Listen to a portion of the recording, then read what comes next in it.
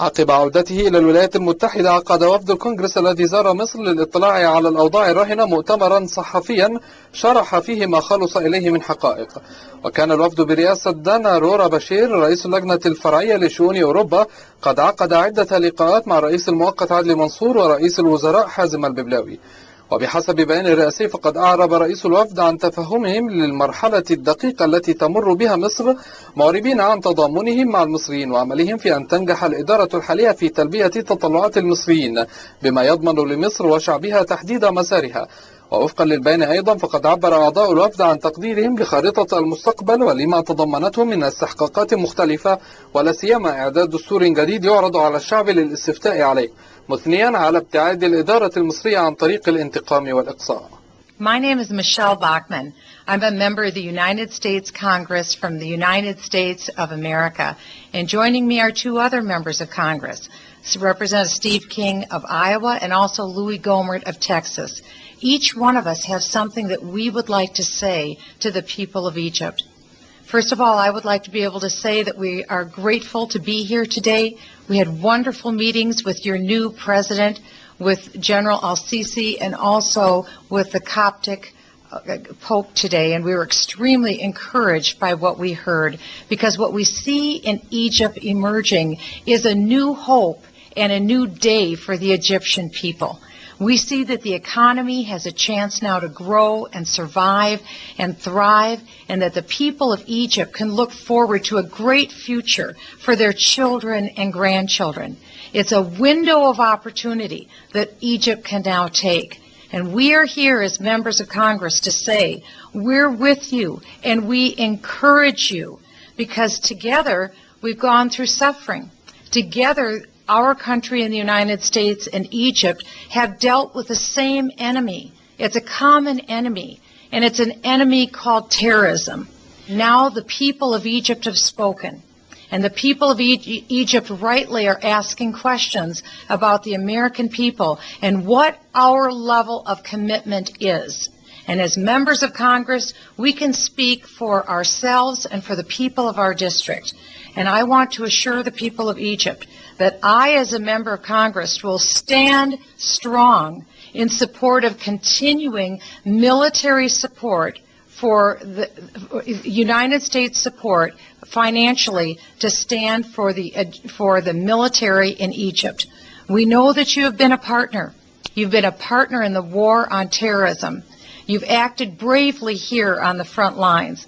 And we want to make sure that you have the Apache helicopters, the F-16s, the equipment that you have so bravely used to capture terrorists and to take care of this menace that's on your border.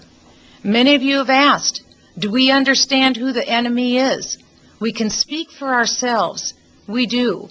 We have seen the threat that the Muslim Brotherhood has posed here for the people in Egypt. We've seen the threat that the Muslim Brotherhood has posed around the world.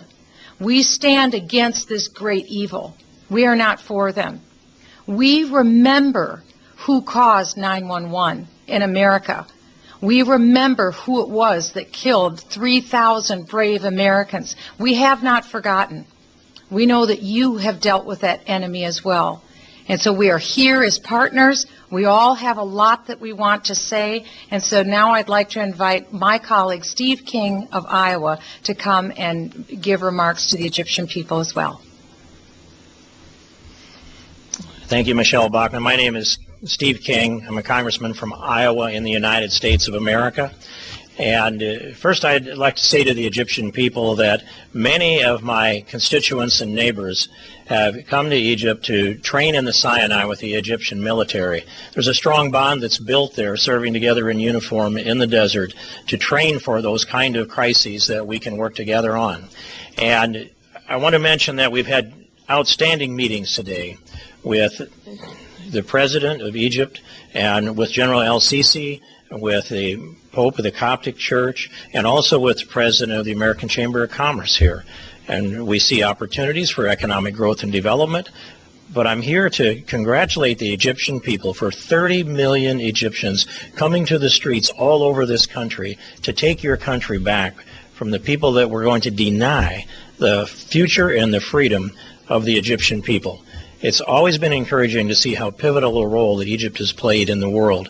And there is not a prospect of a successful peace in the Middle East if Egypt isn't strong, or if the United States and Egypt are not working together. We want that to happen. We want to provide the resources necessary to support the Egyptian military, to support continued operations between the American military and the Egyptian military. And I'm here also to encourage the new interim government to continue with the timetable that they've set out for a new constitution and a vote on a new constitution, then election of a new president. This looks to me like the stable future for Egypt, and a strong, stable future for Egypt is good for all the world. So I congratulate the Egyptian people for coming to the streets, for standing up for your own liberty and your own freedom. And we as the American people stand with you, and we stand against the Muslim Brotherhood. The American people do not support the Muslim Brotherhood. We oppose all forms of terror and terrorism. And I'd like to introduce in Congressman Louis Gohmert from Texas. Well, thank you, and it has been wonderful to be here in Egypt, be here in Cairo, where so much of the history of humanity has found origins. So it's great to be here, and I must confess, I have been someone who is very skeptical in Washington about providing military arms, F-16s, tanks, money to Egypt, because I knew that there was a Muslim Brotherhood member, although he said he was a former member, but Morsi was in charge of the country. I was not in favor of providing money and arms to a country run by a former or present Muslim Brotherhood member. I have been extremely encouraged as we've met with the interim president, with General al-Sisi, and so many other of the leaders of this country, numerous leaders. It's just really been encouraging. But one of the things that we've seen, and that encourages me, we met with, for a long meeting, General al-Sisi and many of the military leaders. And my friend Steve King mentioned again about our heritage in America. George Washington, doing what no one had ever done before him, led a military in revolution, won the revolution, and then resigned and went home. No one had ever done that today. And we met in General al-Sisi, a man who was leader of the military, who might have a shot at being elected president, but is more concerned about giving his life to help his country, Egypt. This is a country America needs to be very good friends with now and encourage this incredible step down the road of liberty. I was reminded of the words of Thomas Paine. He said, in America, law is king. Thomas Paine being one of our founders. He said, even the most powerful can't place themselves above it. The weakest are never beneath its protection, and no corrupt institution is too big to fail. Those were words from a founder in the United States, and they certainly seem to apply here in Egypt now. Yes, we've seen another bombing this week by the bloodthirsty Muslim brothers who want to destabilize things here, who want that large caliphate to expand, and yet the people of Egypt rose up and made clear to the world, we're not going to have this. We don't want radical Islamists controlling the country. And to know that right here in Egypt, you had moderate Muslims, you had Christians, you had Jews, you had secularists coming to the streets in millions and millions, historic numbers, all peacefully to say, we want to live in peace, we want to live with liberty, and this means no radical Islamists running this country. We had heard that the Sinai was being fixed by President Morsi. We find out more information and find he was loading it up with weapons and creating a very destabilizing situation. The military is stepping in, and they're attempting to fix that. But it is so encouraging to know that those who do not want radical Islam, that just want to live in liberty and peace with their neighbors has taken over in this country. It was so encouraging to know there is a roadmap. There will be elections, and there will be newly elected leaders, not this time a ram through Muslim Brotherhood, but this time people who want to live and let live and allow liberty, and that will, by doing so, allow Egypt to see a glimpse again of its former greatness.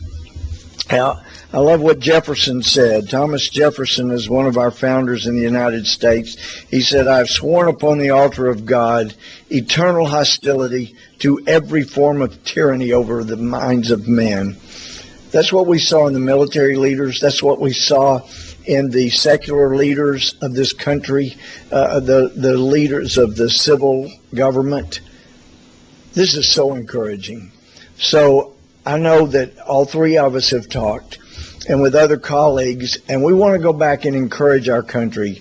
Let's help this ally. Egypt is an ally. This is someone that we can trust. This is someone that we can work with. This is someone who can be a partner in the war against those who would seek to rule with terror. I'm just greatly blessed and encouraged, and really to see even the thoughts of forgiveness and love from the Coptic Christian Pope today, and all of those with whom he works, and the kind comments about the Muslims who have been so supportive, and then to hear from moderate Muslims who just want to live in peace. This is a good time. There's going to be growing pains, just as there were in America. There's going to be more violence, more bombings like we've seen this week, because the radical Muslim Brotherhood will not want to give up Egypt without a big fight. Stand strong, Egypt. Stand firm. Don't weaken in your resolve. You have friends that want to see you back on the world stage again. Thank you.